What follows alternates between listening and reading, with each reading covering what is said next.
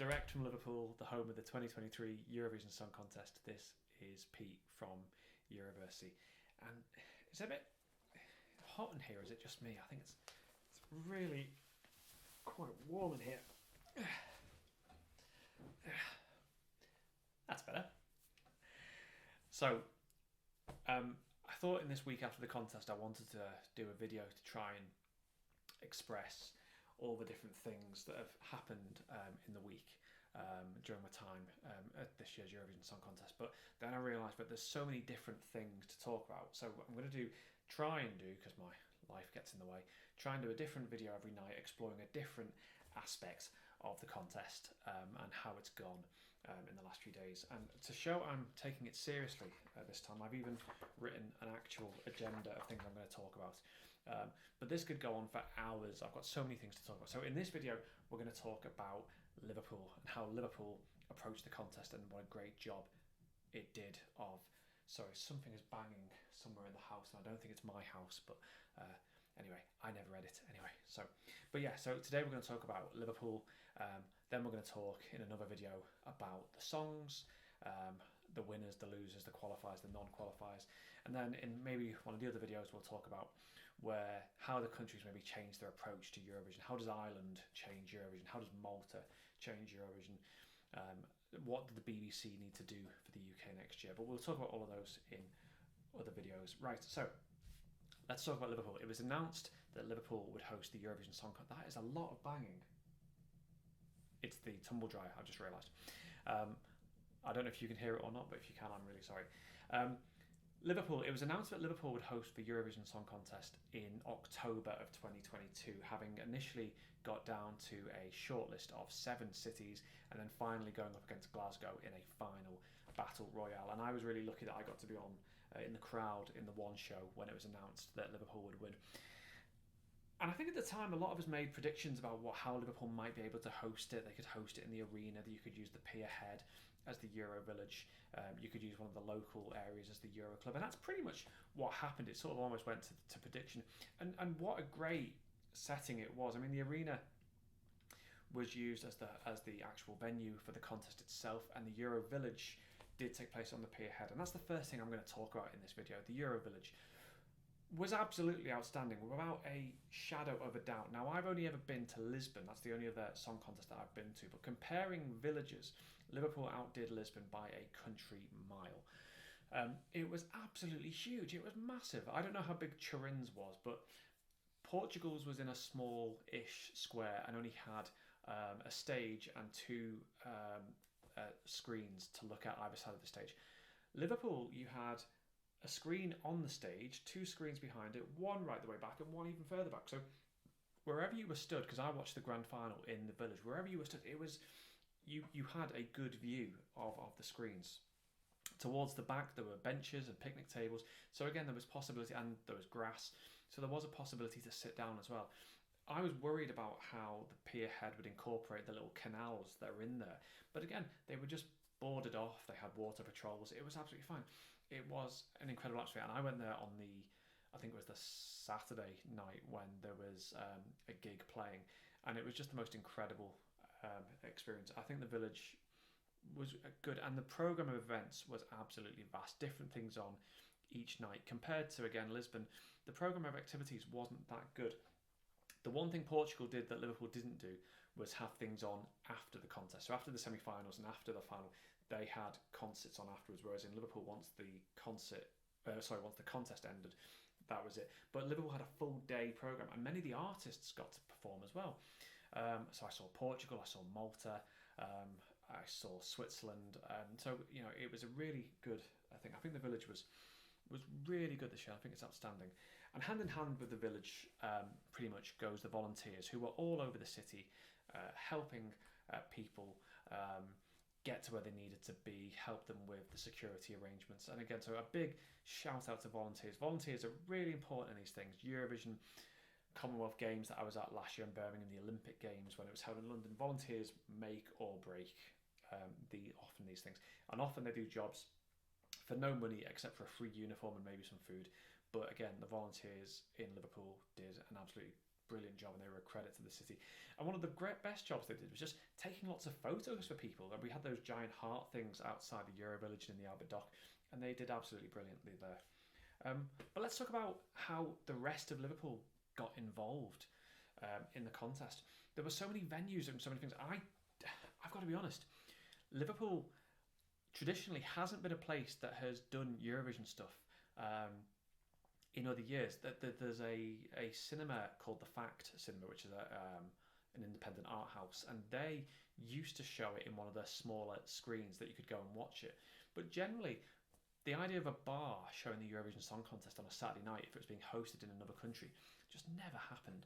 And to see the Epstein Theatre, the Everyman Theatre, the Philharmonic Hall, all of these places being able to show the contest on big screens, all the bars getting involved, saying, "You come to our bar, come to our restaurant, come to our hotel.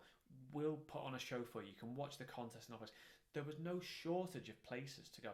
I've heard stories from Turin that people really struggled to convince the local bars to put the contest on for them.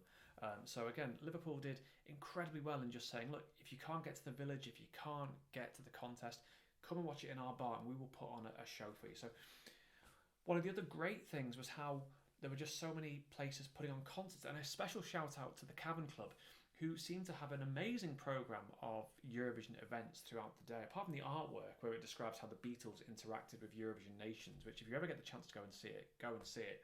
But the Cavern, who I saw the Busker, I saw Wild Youth, Lord of the Lost did a 10 a.m. press conference, which was an amazing thing of German metal fans and Eurovision fans all in the same queue, and we all got along really, really well. And it was just one of those things that I just never expected to see. Sam Ryder did 3 gigs in one day, 2 o'clock, 4 o'clock, 6 o'clock, all in the Cavern. The guy's throat is just unstoppable. I just don't know how he does it and doesn't get knackered. He did another gig in the Albert Dock. Daddy Freya turned up with ice cream in Williamson Square. So there were so many places that were willing to sort of help out. The Philharmonic Hall did an orchestral gig with the Philharmonic Orchestra playing Eurovision hits, and I went to see that on the Friday night, and it was absolutely outstanding. The arena. I think the arena did a really good job. So on the Saturday afternoon, I went to the rehearsal, and getting through security was, for me, an absolute doddle. Compared to Portugal, where the queues to get in were pretty long and took a while. Now, maybe that's just because I got there a little bit early. I don't know. I'm going to give Portugal a bit of leeway there. But the actual setup was absolutely outstanding. And once in there, I had a seat and they were comfortable. I could sit there for 4 hours and there wasn't a problem. I felt the prices in the bar they're about £6 a drink, which I actually think is quite reasonable when you're in these sort of arena type gigs. And I had some amazing views, which I'll hopefully try and share a little bit later on in this video. I'll talk about the downsides as one sort of thing, but I think what was great about the arena, again, was just how you could sort of get such a good view of everything. And I could see that the people in the standing area, they weren't crushed, they weren't packed in. It seemed to me as though the people there had a lot of space around them, and maybe people who are standing can correct me on that, but everyone who I knew who was standing there seemed to have a good time. I went to hospitality for the semi-final rehearsals, and I recommend that. And I'll tell you the reason why. It's not because I'm some middle-class snob or anything of that nature. To stand at the semi-final rehearsal was going to cost £210. Hospitality was £360. Now that is a lot of money, but it meant you got a seat, but it also meant you got to go there 2 hours early and experience the hospitality. And the hospitality was outstanding. Again, you got to arrive there early. There was amazing food. I can't recommend the what did I have? The Kievs, the sausage and mash were amazing. The Bailey's cocktail bar, I'm not sponsored by them, but the Bailey's cocktail bar was absolutely delicious. The range of cake and food was on display was great, and I managed to bump into a few Twitter Eurovision fans as well. So again, I would recommend people save up for it. I think it was just absolutely outstanding. Euro Club. I only went to the OGA Euro Club. I didn't go to the Euro Fans Club at Fusion, but looking at the photos, it looks like everyone had a great time. And whichever one you went to, there were acts past and present turning up. So it was a great opportunity to see people perform. It was brilliant. And OGAE, I saw. It's all gone out of my head now. I saw Brooke perform. I'm gonna have to go back to my list because I can't even remember. I saw Joker out and they performed live.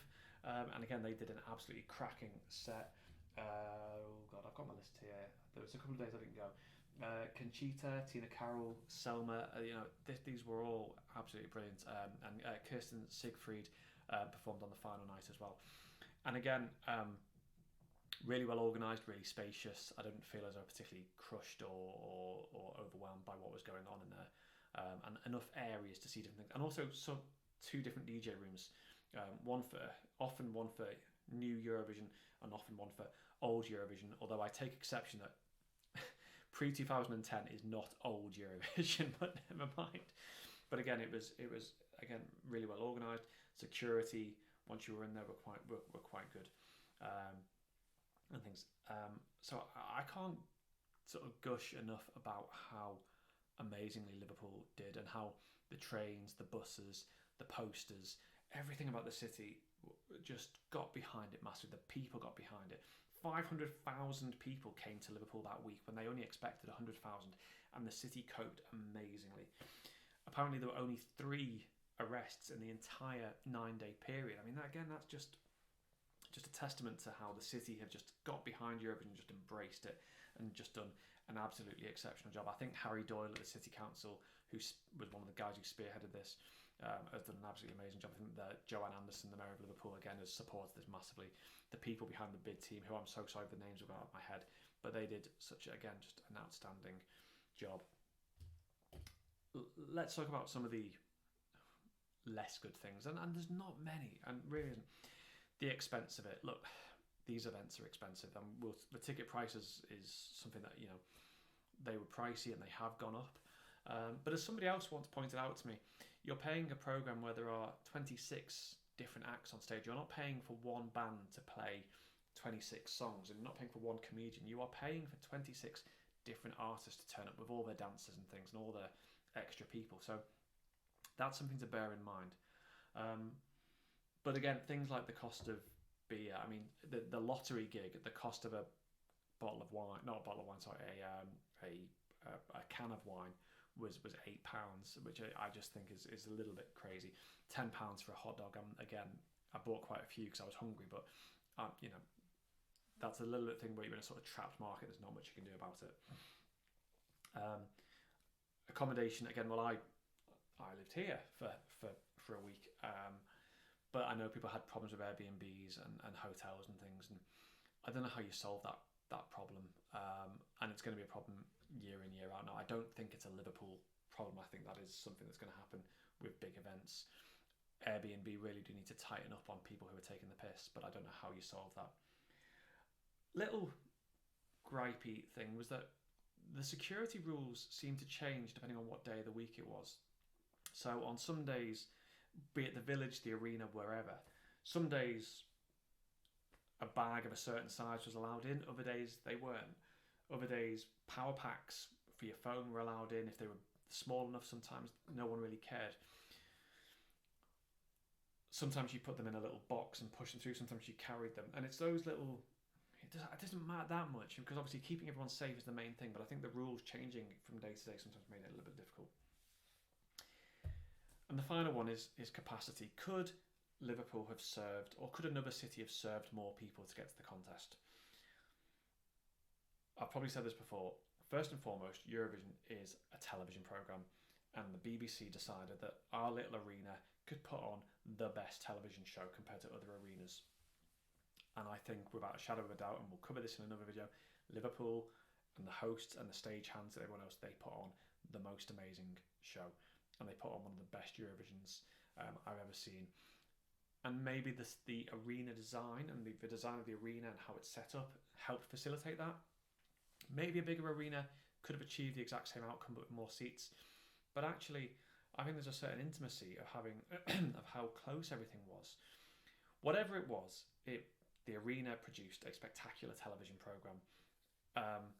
And yeah, it would have been nice if more people could have got in. But actually, 7,000 seats, I believe it was, 9 shows. That's 63,000 tickets, or 63,000 people that were able to experience the song contest. Would you have lost some of that intimacy if you'd done it in a bigger arena? Well, we always go back to Denmark with their football stadium example from 20 odd years ago, and how that sort of felt very cavernous and difficult, and people didn't really like it. So I want as many people to experience Eurovision as they can, but you've always got to remember that making a good television programme is paramount, and I think the arena did that spectacularly. I just want to make one more little shout out, and that's to the Wiriblogs Lush Lounge. So for anyone who didn't see this, Lush is a giant soap, I'm not a professional. A giant, excuse me, I'm definitely not a professional. Was a giant. That slurp is going to get caught on this very sensitive microphone. The Lush Lounge was Lush is a giant soap shop in Liverpool city centre, and Wiriblogs took over the entire 3rd floor and had a programme of daily events, and most of these were entrance to the contest, turning up, being interviewed, doing a Q&A, and then playing some of the most amazing live sets of their songs. I think Georgia did an acoustic Echo Era. She did a great acoustic version of her song. Latvia came and performed Sudden Lights and performed some of their songs. And shout out to them as well, because they gave a gig in Stanley Park for the Latvian embassy. And again, it was brilliant to hear these guys play live. So many bands played live. Joker Out played live at the Euro Club. Busker played live at the Cavern. Lord of the Lost did an acoustic live set, and so on and so on. And I think there's a case for live music at Eurovision, but that's probably not the debate for today. But I think the Lush Lounge was great because they did a sort of meet and greet afterwards, and you were able to get a queue for selfies. For those of you, and I suffer from this sometimes as well, who are queuing, who feel a bit anxious about approaching somebody for a photo, the idea of them saying, well, look, please queue for this selfie, we are here, we will take selfies with you, meant that speaking to the artists became a much more anxiety-free process, and able to speak to them and things. So I think that was really nice. And I think well done to them, because I think they ran a week-long programme of events with current and former artists, and I think they did an absolutely great job.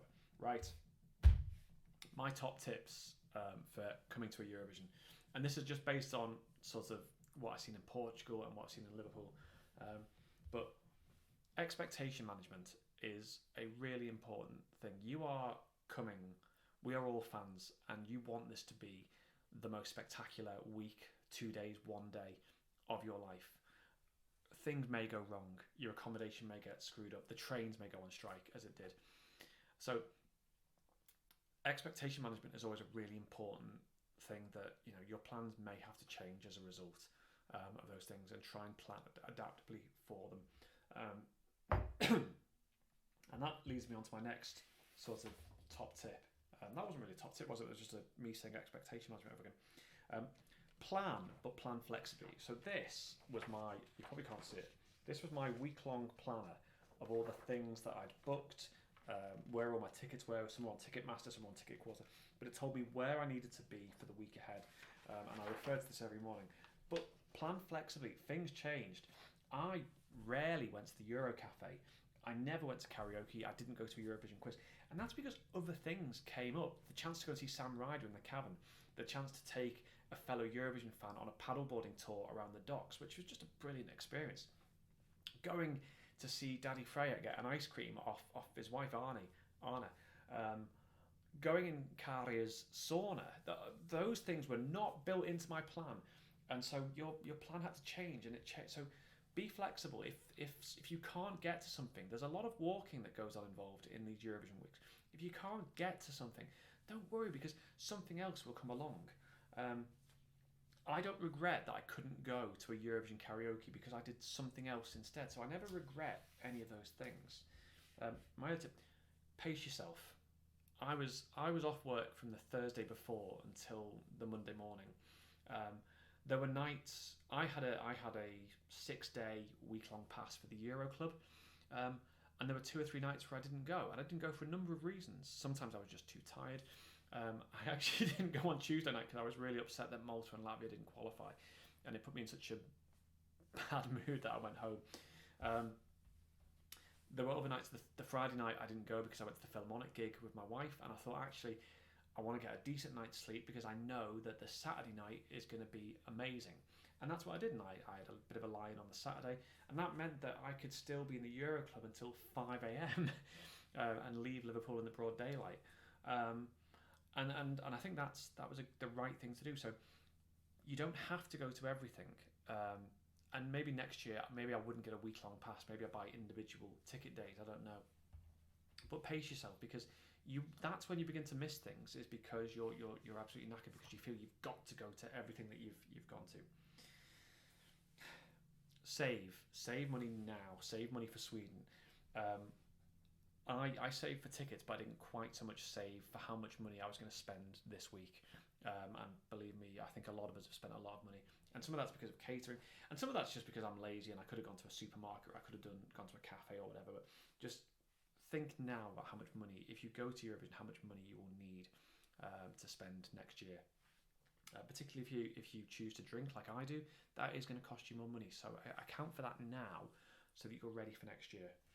And then finally, things like just check the rules of venues. We touched on this a little bit, but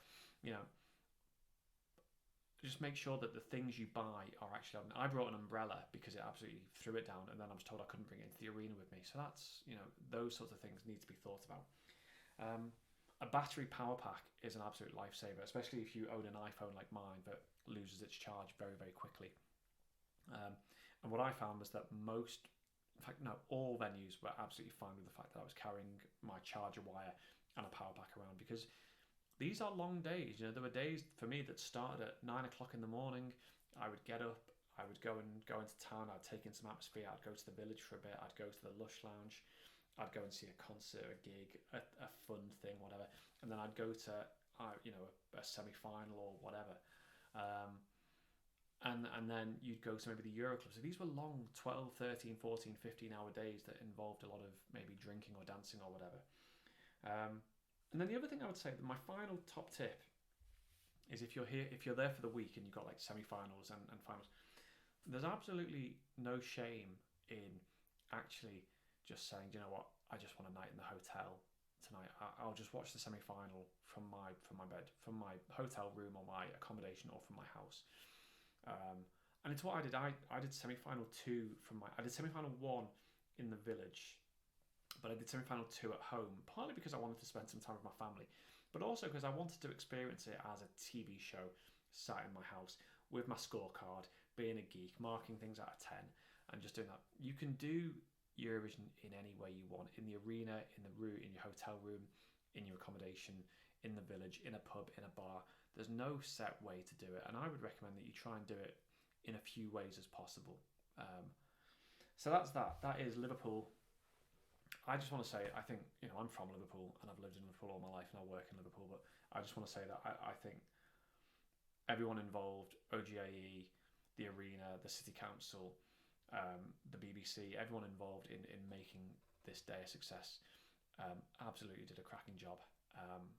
And Sweden have got a lot to live up to, is the main thing to say. Right, we will leave it there. I'm going to throw a few photos in as well, probably just for good measure. Yeah, what do you think? What are your memories of Liverpool? Comment, share, like and subscribe to Eurovision, which is still bringing you content direct from good old Liverpool, which I suppose for now is still the home of the 2023 Eurovision Song Contest. And I'll see you soon. Bye-bye.